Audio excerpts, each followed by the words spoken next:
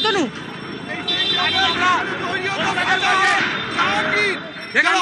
একটা সন্তান তৈরি করেছিল এই পশ্চিমবাংলা জুড়ে রাজত্ব করার জন্য।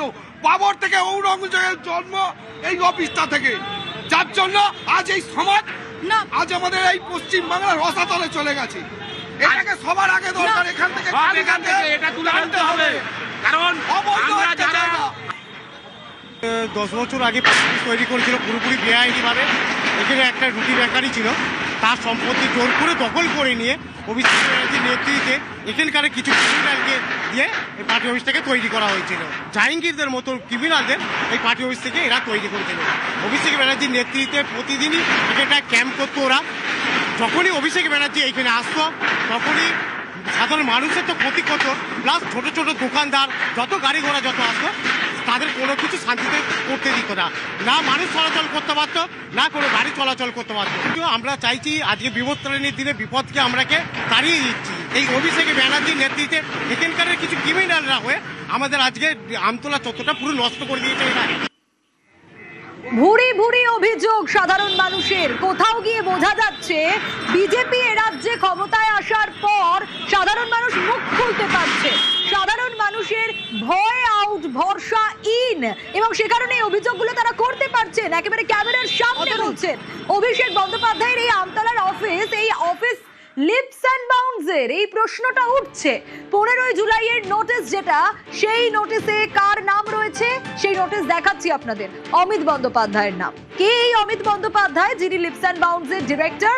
তিনি আর কেউ নন, তিনি অভিষেক বন্দ্যোপাধ্যায়ের বাবা, যিনি লিপস অ্যান্ড বাউন্ডস এর ডিরেক্টর হিসেবে শো করছে এই নোটিশ।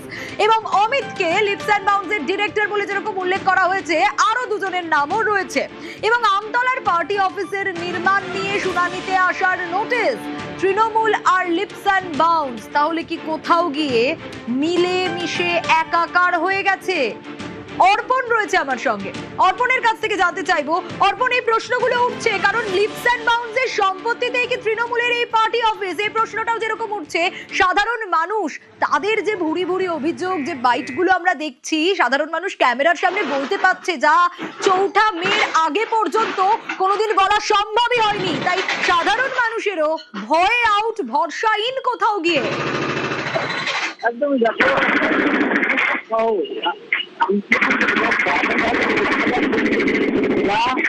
পর্যন্ত অভিযোগ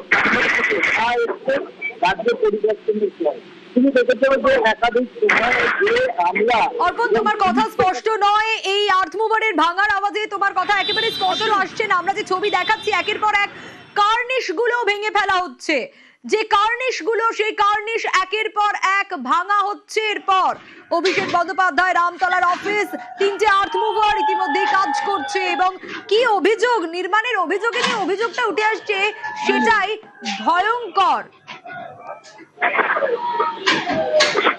এবং এই অফিস নাকি প্ল্যান পাসই করানো হয়নি। আমরা কথা বলেছিলাম এ নিয়ে বিজেপি নেতা অভিজিৎ দাস ববির সঙ্গে, তিনি ঠিক কি বলেছেন শোনাবো। দেখুন, অবৈধ এমপির অবৈধ পার্টি অফিস ভেঙে ফেলা হবে, এতে আশ্চর্য কিছু নেই। অভিষেক ব্যানার্জি এখানকার অবৈধ এমপি, তো লোকে ডেমোক্রেটিক সিস্টেমটাকে নষ্ট করে দিয়েছে। আমার বাড়ি থেকে 300 মিটার আগেই ওই বিল্ডিংটা করে, এত জায়গা থাকতে সাধারণ যার সঙ্গে 3000 পুলিশ থাকে, অত ক্যারাবার থাকে, তার নিশ্চয়ই গলির মধ্যে করা উচিত ছিল না। আমি ডিএমএ এর কাছে অভিযোগ করেছিলাম, এমনকি ফুটপাথের জুড়ে ওর জেনারেটর রাখতো, সে ফুটপাথ দিয়ে লোকে যেতে পারতো না, পুরো ফুটপাথে এনক্রোচ করে দিত, তারপরে পুলিশের লোহার রেলিং দিয়ে ব্যারিকেড করে রাখতো। 4 মের পর, তৃণমূলের ভরাডুবির পর আমূল পরিবর্তন এসেছে।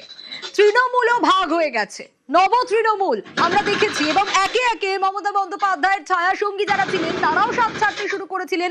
ক্ষোভ আমরা দেখেছি অভিষেক বন্দ্যোপাধ্যায়কে ঘিরে ম্যাক্সিমাম ক্ষেত্রে, অভিযোগ আমরা দেখেছি অভিষেক বন্দ্যোপাধ্যায়কে ঘিরে ম্যাক্সিমাম ক্ষেত্রে।